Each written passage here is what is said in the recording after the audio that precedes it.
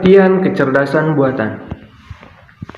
Kecerdasan buatan merupakan salah satu bagian dari ilmu komputer yang mempelajari bagaimana membuat mesin dapat melakukan pekerjaan seperti yang dilakukan oleh manusia.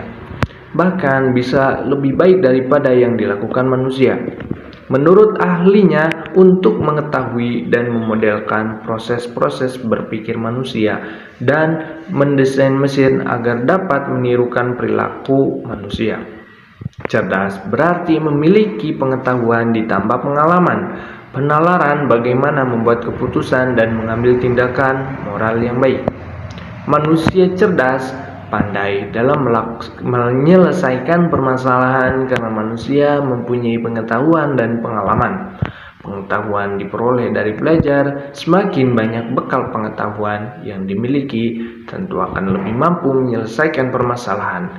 Tapi bekal pengetahuan saja tidak cukup. Manusia juga diberi akal untuk melakukan penalaran, mengambil kesimpulan berdasarkan pengetahuan dan pengalaman yang dimiliki.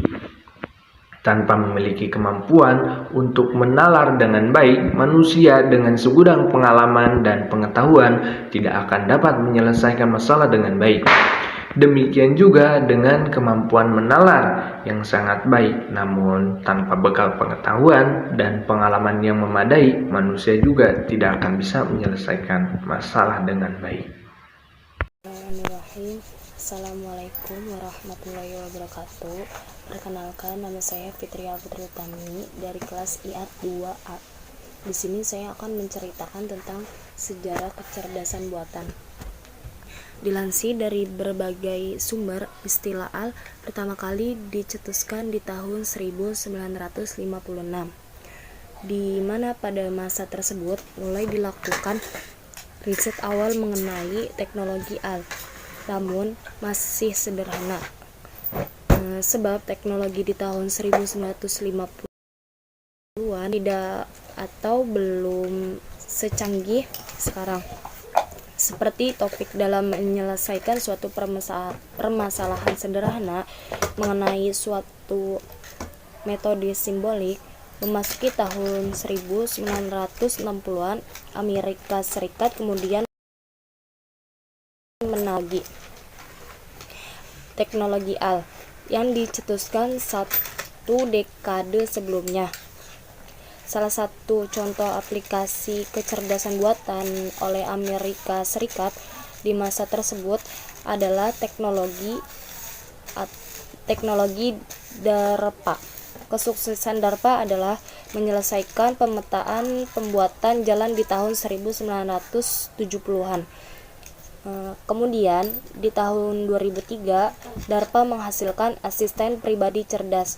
Selain DARPA, masih banyak proyek lain yang mencoba mengaplikasikan AL, dan tentunya tidak hanya di negara Amerika Serikat saja.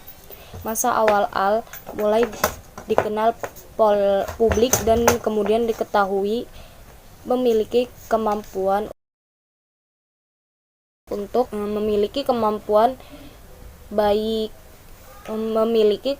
baik dalam meniru kegiatan manusia. Kemudian memunculkan banyak anggapan negatif. Selain itu, stigma AL semakin diperparah dan cenderung menakutkan.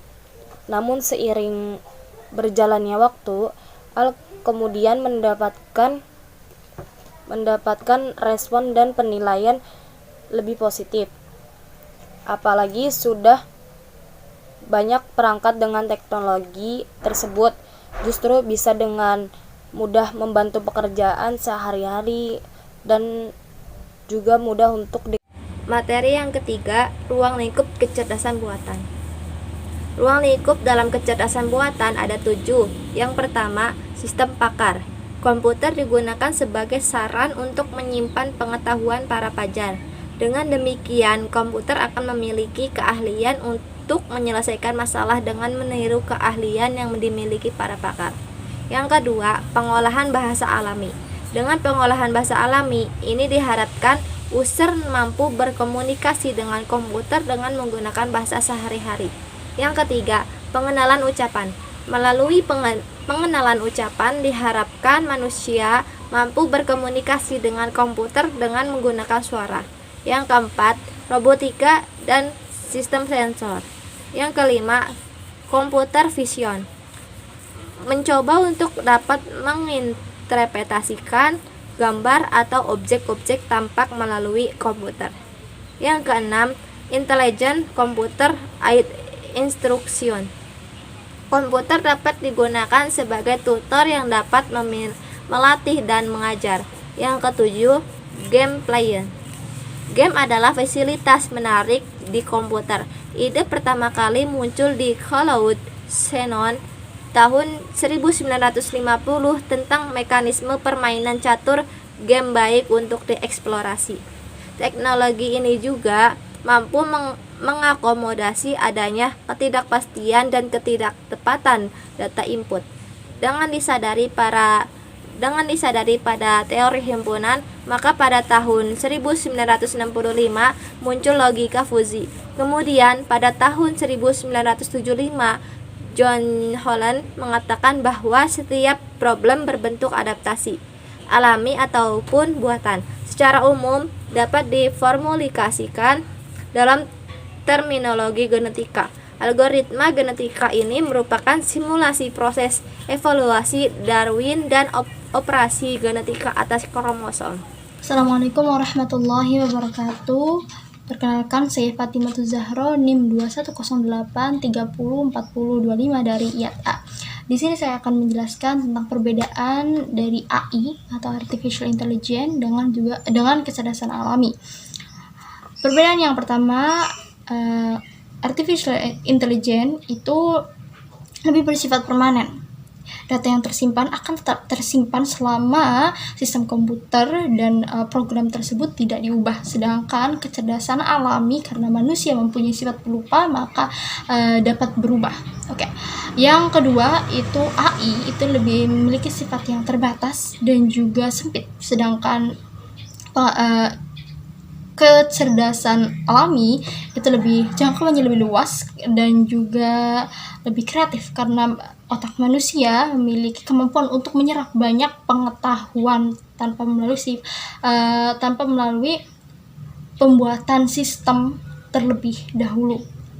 Kemudian yang ketiga, Artificial Intelligence itu dapat didokumentasikan, sedangkan pengetahuan dalam otak manusia itu sulit untuk direproduksi kembali, begitu.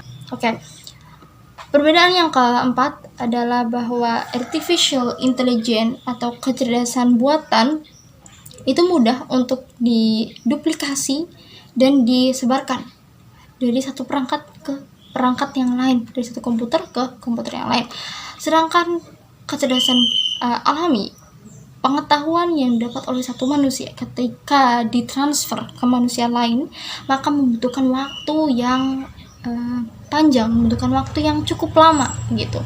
Dan untuk mentransfer satu keahlian dari satu manusia ke manusia yang lain itu belum tentu sama gitu. Tidak akan pernah sama 100%. Sekian penjelasan dari saya, kurang dan lebihnya mohon maaf. Wassalamualaikum warahmatullahi wabarakatuh. Saya Fatimah Zahro Saidatun dengan NIM 21083040026 akan menjelaskan bagaimana kelemahan dan kelebihan dari Artificial Intelligence atau kecerdasan buatan serta pengaplikasian Artificial Intelligence di kehidupan sehari-hari. Yang pertama, saya akan memaparkan kelemahan dan kelebihan dari Artificial Intelligence. Kelemahan dari Artificial Intelligence yang pertama itu manusia akan menjadi pengangguran, karena di zaman sekarang itu sudah banyak mesin atau robot yang sudah bisa melakukan kegiatan atau pikiran yang dilakukan oleh manusia. Seperti contohnya itu di negara Jepang itu sudah ada robot yang dapat melakukan segala aktivitas yang dilakukan oleh manusia, seperti mencuci, memasak, ataupun yang lainnya. Kemudian yang kedua itu jika hardnya melebihi kapasitas, kapasitas, ya jika hardnya melebihi kapasitas itu akan rusak, akan cepat rusak. Kemudian ada kelebihan dari artificial intelligence. Yang pertama itu bisa memudahkan pembelajaran. Seperti halnya di zaman sekarang, bisa melihat informasi atau materi-materi yang banyak sekali di internet.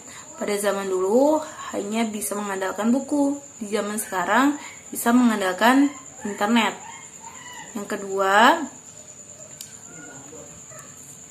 Yang kedua, ketersediaan sepanjang masa. Yang ketiga, bisa melakukan pekerjaan yang berulang-ulang. Penjelasan berikutnya mengenai pengaplikasian artificial intelligence di kehidupan sehari-hari. Yang pertama itu ada sebagai pengontrolan, yang kedua itu ada sebagai perencanaan.